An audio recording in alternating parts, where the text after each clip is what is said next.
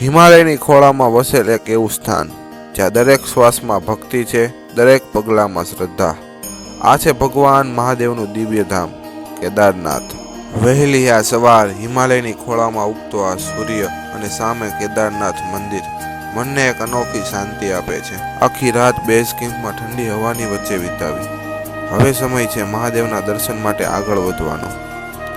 પર્વતોની વચ્ચે વહેતી આ ઠંડી હવા, ચહેરા પર પડતી સૂર્યકિરણો અને મનમાં એક જ ધ્વનિ, હર હર મહાદેવ, જય બાબા કેદાર. મિત્રો, 25 કિલોમીટરનું લાંબુ એવું અઘરું ટ્રેકિંગ કરીને આપણે રાત્રે આવ્યા હતા અને અહીંયા બેઝ કેમ્પમાં સૂતા હતા. પરંતુ એક એવી અજાણી શક્તિ છે ને, તો સવારે ઉઠતા બધો જ થાક ઉતરી ગયો અને બાબા કેદારના દર્શન કરવા માટે આગળ વધવા લાગ્યા. તો ચાલો સાથે ચાલીએ આ યાત્રામાં બાબા કેદારના દરબાર સુધી, જ્યાં ભક્તિ અને પ્રકૃતિ એક રૂપ બની જાય છે.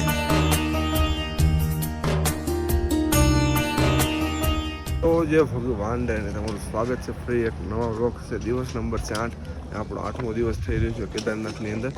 જોઈ શકો તમે, રાતે આપણે મોડો ભેગા હતા એટલે વ્લોગ એ પૂરો નથી, કારણ કે રાતે -2 થી 3 ડિગ્રી સેલ્સિયસ તાપમાન થઈ ગયું છે. ઠંડી એટલી કે હાથ પણ ઉઠવાઈ ગયા હતા, કારણ કે આપણે મોજાને એવું હતું, પણ તો છતાં પણ કારણ કે બહુ જ અહીંયા ઠંડી થઈને આપણે એટલી કોઈ દી ઠંડી જોઈ ન હોય, એટલા માટે રાતે આવીને તરત ટેન્ટની અંદર વિડીયો શરૂ કરીને સૂઈ ગયા હતા. તો હવે અહીંથી આપણે આગળ જઈશું.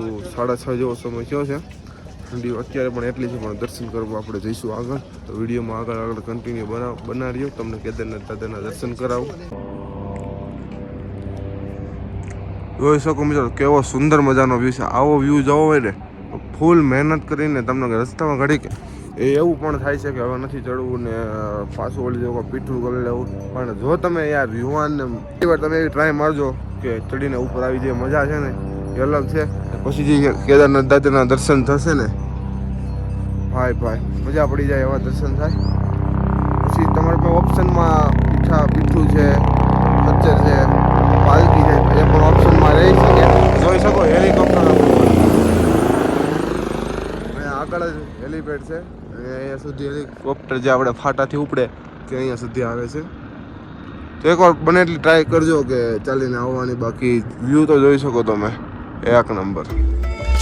આ ઠંડી લાગે કઈ ત્યાં બધું પહેર્યું છે ને.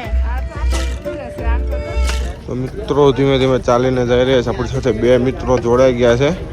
ટાઈટ ભાઈ એને લાગે છે ને ટાઈટ? બહુ લાગે દો મોઢા દો તમે ખાલી.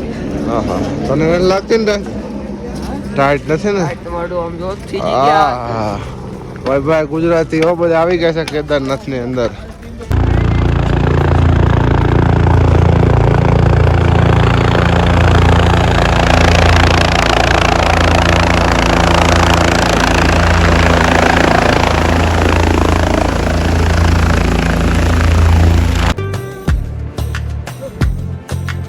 સમય 8:30 જેવો થઈ ગયો છે. દર્શનની લાઈનમાં લાગી ચૂકી છે. દર્શન કરવા માટે ટોકન સિસ્ટમ હોય છે, તેમાં પણ અલગ સિસ્ટમ હોય છે. તમને વિગતવાર આગળ કહું તો 1 કલાકથી આપણે અત્યારે લાઈનમાં ઊભા છીએ. એની તો 9:30 જેવો સમય જોશે. જોઈએ ક્યારે આપણો વારો આવે દર્શનમાં. જય શ્રી કેદાર.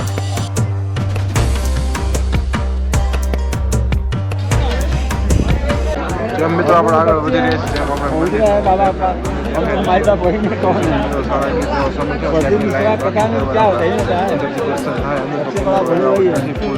जब भगवान लोग जाए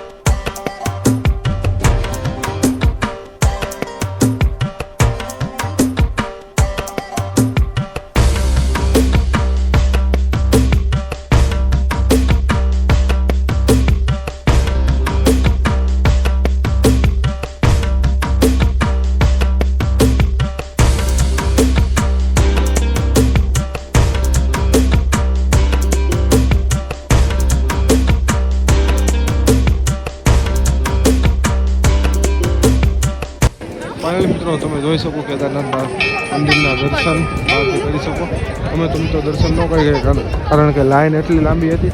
12 વાગે હવે દરવાજા બંધ થઈ ગયા. હવે ડાયરેક્ટ ખુલશે 2 વાગે. એટલે આપણે પાછું ઉતરવાનું પણ છે, એટલે પાછું હોટલે પણ જવાનું, એટલે થોડુંક બહુ લેટ થઈ જાય. એટલા માટે બહારથી જ મેં પણ દર્શન કરી લીધા અને તમને પણ કરાવી દઉં.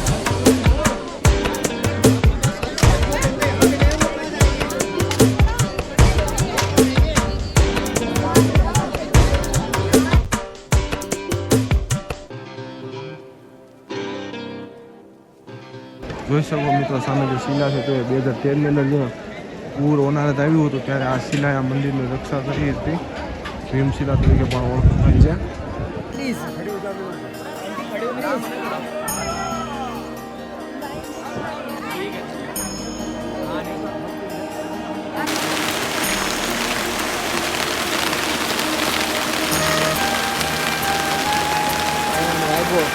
મિત્રો દર્શન થઈ ચૂક્યું છે અને વરસાદ પડી ગયો છે એટલે હવે અહીંથી આપણે નીકળીશું.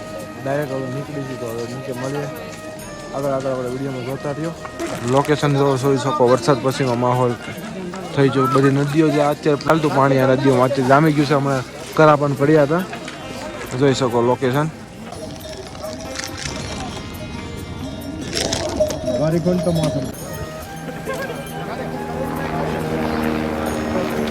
મિત્રો 9 વાગી ગયા છે ને આપણે પહોંચી ગયા છીએ ગોરીકોંડ. ચાલીને જઈશું ટેક્સી બાજુ.